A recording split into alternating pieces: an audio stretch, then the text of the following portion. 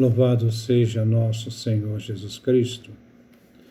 Nós vamos fazer o nosso comentário, o Evangelho de São Mateus, 83º encontro, Mateus capítulo 24, versículo 29 a 39. Ouçamos nossa leitura. Logo depois da tribulação daqueles dias, o sol vai ficar escuro, a lua não brilhará mais, as estrelas cairão do céu, e os poderes do espaço ficarão abalados. Então aparecerá o sinal do Filho do Homem no céu.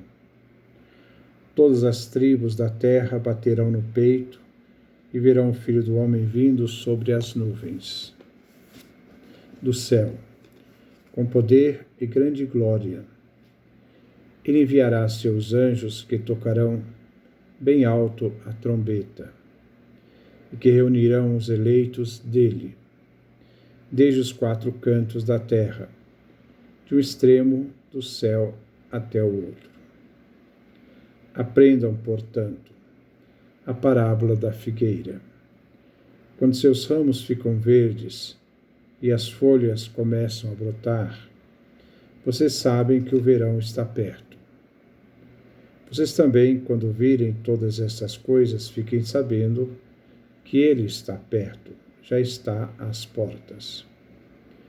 Eu garanto a vocês, tudo isso vai acontecer antes que morra essa geração que agora vive. O céu e a terra desaparecerão, mas as minhas palavras não desaparecerão. Quanto a esse dia e essa hora, ninguém sabe nada. Nem os anjos do céu, nem o Filho, somente o Pai é quem sabe. A vinda do Filho do Homem será como no tempo de Noé. Porque nos dias antes do dilúvio, todos comiam e bebiam, casavam-se e davam-se em casamento, até o dia em que Noé entrou na arca. E eles nada perceberam, até que veio o dilúvio e arrastou a todos. Assim acontecerá também na vinda do Filho do Homem. Então, este é o nosso texto que nós vamos refletir no dia de hoje. Versículo 29. Logo depois da tribulação daqueles dias, o sol vai ficar escuro, a lua não brilhará mais, as estrelas cairão do céu e os poderes do espaço ficarão abalados. Todos os fatos descritos por Jesus devem ser vistos em conjunto, não separadamente. Todos os fatos falam dos últimos tempos, não do fim propriamente dito. Os fatos são visualizados abrangendo parte do mundo, que perceberão esses sinais, como as destruições, as guerras, a confusão na própria igreja, o aparecimento dos sedutores. Agora vemos entrar em cena o mundo criado por Deus, a natureza inanimada, em que o destino do ser humano está unido a esta natureza. Quando se diz que as estrelas do céu cairão e que os fundamentos do céu estremecerão, tem aqui uma imagem, a estrutura do mundo, narrado na criação do livro do Gênesis, que é uma visão de mundo da época. A Terra situava-se no centro do universo e por cima da Terra estendia-se o firmamento, onde as estrelas estavam fixadas. Os céus têm sua base sobre pilares que estão na Terra, e esses pilares sustentam os céus. Hoje temos uma nova visão do mundo e do universo. O Sol e a Lua compunham este cenário, perderão seu brilho. Em Roma, os imperadores reivindicavam a bênção do Sol e da Lua. Calígula e Nero acrescentaram a si chamado Novo Sol aos seus títulos. Nero colocou uma estátua em homenagem ao Sol em frente ao seu palácio. Nero e Vespasiano emitiram moedas usando uma coroa radiada associada ao Deus Sol. Quer dizer, quando se diz então que a Lua, o Sol, né, vão cair, né, a Lua não vai brilhar, o Sol não vai brilhar, também faz uma insinuação aqui da queda do Império Romano, né, onde os sinais do Sol e da Lua sustentavam a visão do Império Romano.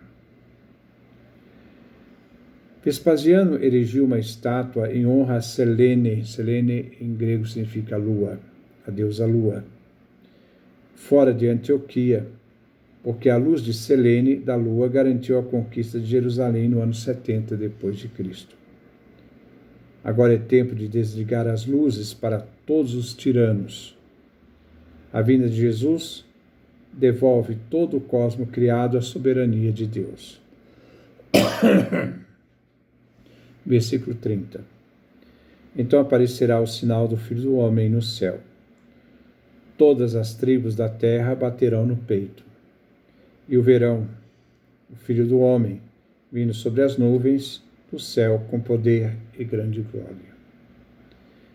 Os discípulos perguntaram no versículo 24, no capítulo 24, versículo 3, sobre o sinal da vinda do fim do mundo. Jesus agora responde apresentando qual será o sinal. O sinal está nos céus. Jesus afirma: verão ao Filho do Homem. Este é o sinal.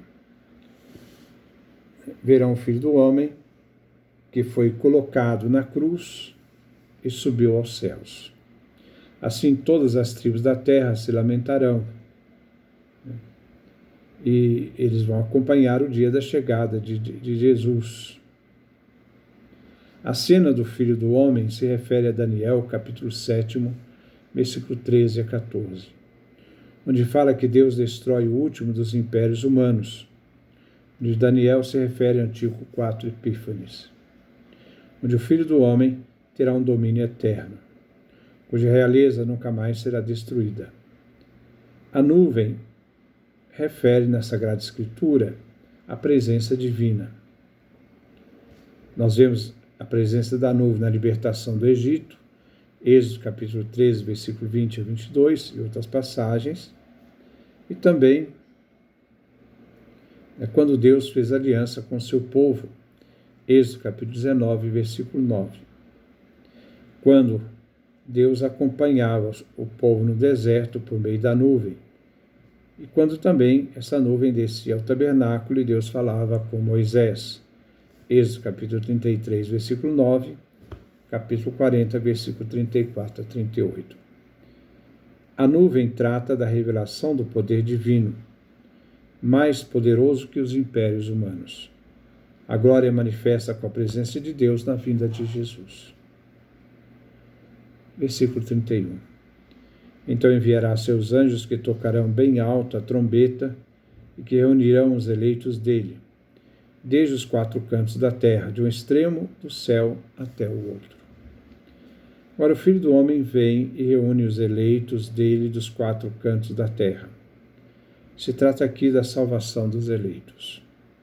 O toque da trombeta expressa várias situações. Primeiro, indicava uma vitória militar, Números capítulo 10, versículo 9. Indicava, no segundo momento, a unção do rei, 1 Reis capítulo 1, versículo 34. Também a revelação de Deus, Êxodo capítulo 19, versículo 16 e 19. Quarto, representa também a reunião do povo de Deus, Isaías capítulo 27, versículo 13. Quinto, também representa o reinado de Deus, Salmo 47, versículo 2 e 8. Sexto, dia do Senhor e julgamento, Joel capítulo 2, versículo 1, Sofonias capítulo 1, versículo 16. Nesse sentido, o Filho do Homem envia seus anjos, seu exército, que acompanham então a ele, Jesus, o Filho do Homem, na sua vinda. Os anjos são aqueles que separam os maus dos bons no dia do julgamento. Todos são chamados a participar da salvação. Todos os eleitos do Filho do Homem se salvam. Versículo 32. Aprendam, portanto, a parábola da figueira. Quando seus ramos ficam verdes, as folhas começam a brotar, vocês sabem que o verão está perto. Jesus agora fala do quando será o fim. Você deve ficar atento aos sinais. Como o agricultor tira as conclusões dos pequenos sinais da natureza, assim os cristãos devem estar atentos aos sinais. Os discípulos vivem no mundo e devem estar sempre atentos naquilo que está acontecendo ao mundo. A luz da fé dará condições para se fazer a distinção dos sinais e assim poder interpretá-los. Jesus, nos versículos 32 e 33, acena uma parábola que quer confirmar a vinda iminente de Jesus. A parábola da figueira aqui acena para o fim. Como o agricultor vê os sinais da natureza, o aproximar do verão, assim será a vinda de Jesus. Versículo 33. Vocês também, quando virem todas essas coisas, fiquem sabendo que Ele está perto, já está às portas. Todas essas coisas significam sinais capazes de representar uma advertência para a conversão e vigilância. De forma que, entre a ressurreição de Jesus e a sua segunda vinda, estará repleta de sinais dos últimos tempos. Ele está próximo. A segunda vinda do Filho do Homem se aproxima, está às portas. Assim, todas essas coisas se referem aos falsos profetas e Messias, às guerras, à fome, terremotos. São tribulações que os discípulos enfrentarão antes da vinda do homem, isto é, da chegada de Jesus, o fim. Versículo 34. Eu garanto a vocês, tudo isso vai acontecer antes que morra essa geração que agora vive. Jesus faz uma declaração cuja autoridade é Ele mesmo que afirma. Esta geração refere aos contemporâneos de Jesus, povo pecador que será julgado. Jesus acusou esta geração quando condenou e a responsabilizou por todo o sangue derramado na história do povo de Deus. A geração do povo de Jesus, descrente, esta geração, justamente, que agora vive, será testemunha daquilo que irá acontecer. Essa geração que Deus fez um dia oferta do Messias é a geração que o recusou. A morte de Jesus não vem destruir, mas consumar sua missão de Messias Cristo. Mas diante da afirmação de Jesus, sabemos que Ele não determina o tempo, visto que só o Pai eterno sabe o fim. Jesus, como servo na sua humanidade, ao se despojar, se fazer homem, limitou, devido à sua humanidade, seu saber humano, sobre a questão da divindade onisciente. Versículo 35. O céu e a terra desaparecerão, mas as minhas palavras não desaparecerão. As palavras autorizadas de Jesus, depois transmitidas pelos apóstolos, essas palavras têm sentido permanente, que ultrapassa os limites da criação, céus e terras. A palavra de Jesus é garantia e ela se cumprirá. Versículo 36. Quanto a esse dia e essa hora, ninguém sabe nada. Nem os anjos do céu, nem o Filho, somente o Pai é quem sabe. O dia do fim. Antes existe o caminho da paciência divina, no caminho da espera da conversão dos seres humanos. Segundo o livro de Pedro, capítulo 3, versículo 9. Sendo o Pai o princípio da criação realizada pelo Filho, é também o Pai que determina seu fim. O Pai é princípio e fim de toda a obra criada. O plano é do Pai. Ele determinou a salvação e nos deu seu Filho, que nos chamou à conversão.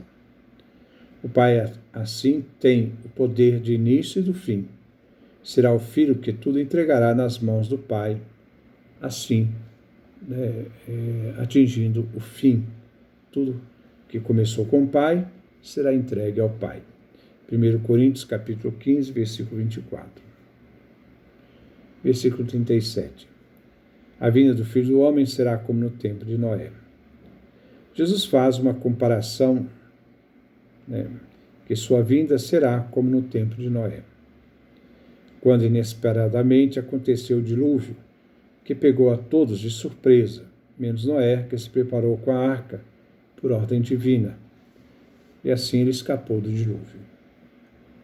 Como houve o dilúvio inesperado, assim a vinda do homem, isto é, a vinda de Jesus. Os contemporâneos de Noé não sabiam o que iria acontecer, mas sabia e se preparava para salvar a sua família. Só quando se tornou tarde, veio o despertar terrível com o dilúvio. Versículo 38. Porque nos dias antes do dilúvio, todos comiam e bebiam, casavam-se, davam-se em casamento, até o dia em que Noé entrou na arca.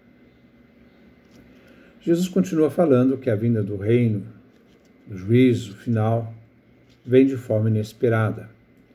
Compara com o povo na época de Noé, um povo marcado pelo mal, onde viviam naturalmente, realizavam coisas corriqueiras da vida, como casar, comer, beber. Mas o dia virá e pegará todos de surpresa. Por isso se deve sempre estar vigilante, é a função da igreja, manter a igreja sempre vigilante, atento, sustentada pela fé, para viver no mundo, sustentado pela fé, mas sempre vigilantes sobre a realidade da vinda do Filho do Homem. Versículo 39. E eles nada perceberam até que veio o dilúvio e arrastou a todos. Assim acontecerá também na vinda do Filho do Homem. A ignorância e o despreparo diante dos sinais da vinda do Filho do Homem conduzirão essa ignorância e despreparo à destruição daqueles que não vigiaram e não se prepararam para o dia da vinda de Jesus. Jesus assim adverte a comunidade dos discípulos. Não se deve perder a perspectiva dos sinais dos tempos, mas se deve estar preparados. Como Noé e sua família prepararam para o dilúvio. O Filho do Homem, Jesus, vem, mas se deve estar sempre atentos. Esta é a missão da igreja, preparar os fiéis a serem atentos e fiéis para a vinda de Jesus. Preparar os fiéis a viver tudo o que Jesus ensinou e, sustentados por essa vida e essa fé, poder enfrentar o dia final. Que Deus nos dê a sua graça, a sua bênção, sua face resplandeça sobre nós.